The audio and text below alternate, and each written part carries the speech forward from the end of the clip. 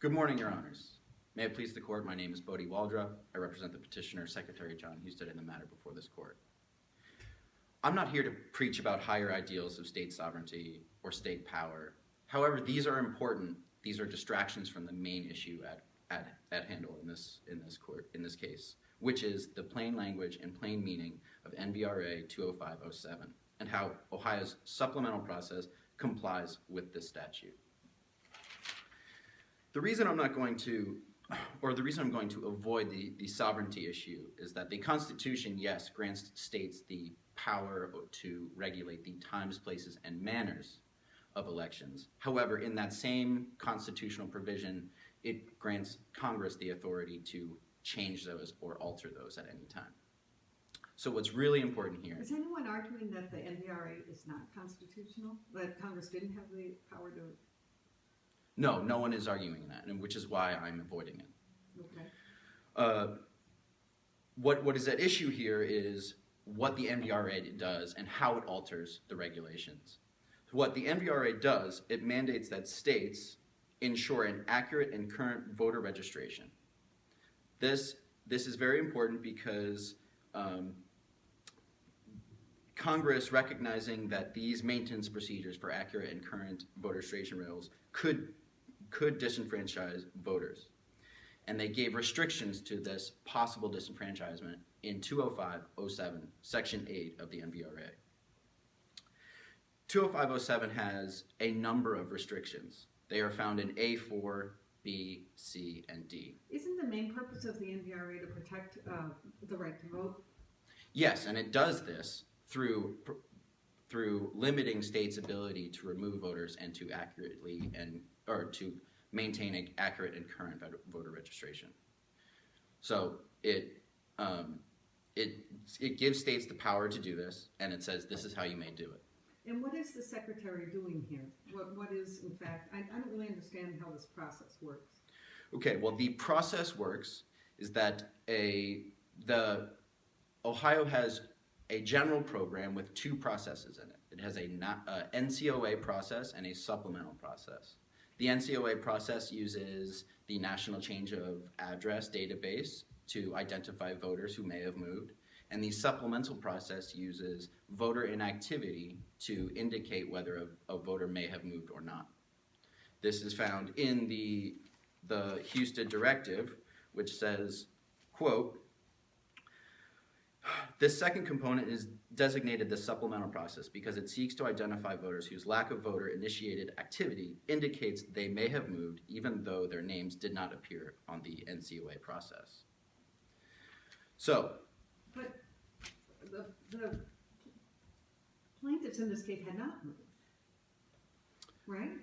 yes, that may have been... All they had done was not vote. And doesn't the statute prohibit the removal of people just due to their failure to vote? No, that is found in B, in Section B of 20507. Now, I want to read this section carefully because the words are very, very important. It says, flipping to the annex, which you may have been provided,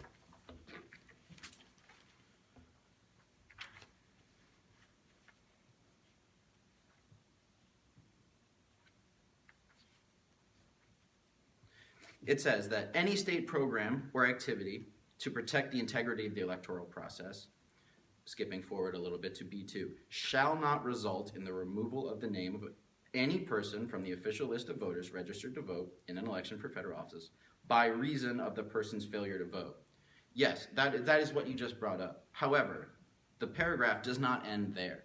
It says in very, very clear, plain language, except that nothing in this paragraph may be construed to prohibit a state from using the procedures described in C and D, as well as below that the voter must not respond and then must not appear.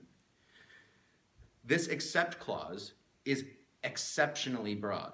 It says that nothing in this paragraph may be construed to prohibit a state from removing a voter in its simplest plain language. As long as they comply with the other provisions of the statute. Yes, that is correct. But wait a minute, so you're saying they can that allows Secretary to remove a voter for whatever reason he wants? That is incorrect. because not only do they have to listen to B2, they must listen to B1. A state must follow B1's instructions. And B1 says that any program must be non-discriminatory and uniform. Now, any program that uses whatever they want could be non-discriminatory and uniform. However, such as the lower court identified, that someone who climbs Mount Everest as their triggering process or the indication that this person needs to be sent to confirmation would be discriminatory. Not everyone can climb Mount Everest. So the lower court failed to recognize that B1 is a vital part of the process, that the program must be uniform and non-discriminatory. And this is not challenged. The program is uniform and non-discriminatory. Respondent isn't arguing that it's discriminatory, are they? No, but that's the point. That the lower court says that the reading of the exception is vastly broad. It is not. It is limited by B1. You're non-discriminatory. I'm sorry. So are you arguing that the secretary can remove people using whatever process he wants for whatever reason he wants, as long as it's uniform and non-discriminatory, as long as the process is uniform and non-discriminatory? Yes. So the secretary could say, I've noticed that people are not buying groceries at Kroger anymore, and that we're going to remove them from the rolls. That would be discriminatory. It limits people by, it would be But over-inclusive, isn't there a rule in the under-inclusive. statute that says the secretary can't remove people, voters from the rolls, period, with a few exceptions? I would like to point out that the language of the except clause is very broad. And a plain reading of that prohibition against removing a voter would say that a state may remove a person by reason of failure to vote if they use the prescribed procedures C and D, as well as if the person has not sent in notice or notified the applicable registrar and has failed to appear or vote in 2 or more consecutive general elections. But there's another section of the statute, is there not, that says they can only be removed for various reasons, including mental incapacity. I mean, it's just a very limited number of reasons. In A4, yes, change in residence of the registrant is one of the reasons why a voter could be removed.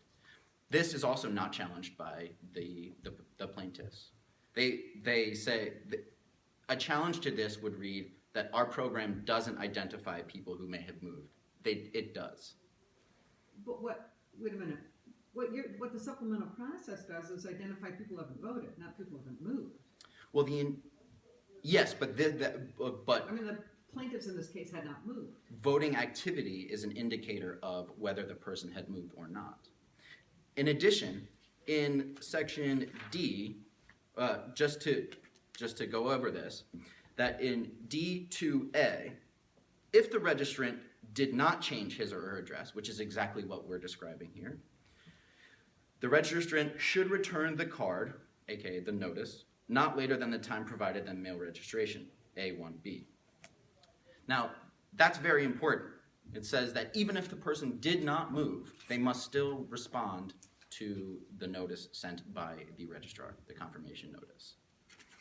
Right, and these people were sent a confirmation notice, but they wouldn't have even been on the radar screen if it wasn't for their failure to vote, right? So isn't that prohibited by the provision at B that says you can't remove people by reason of their failure to vote?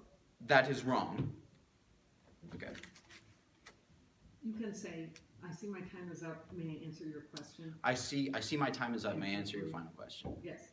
That is wrong because the except clause clearly states that a state may remove a voter for failure to vote if they follow the prescribed procedures, and all of the prescribed procedures are followed to the letter.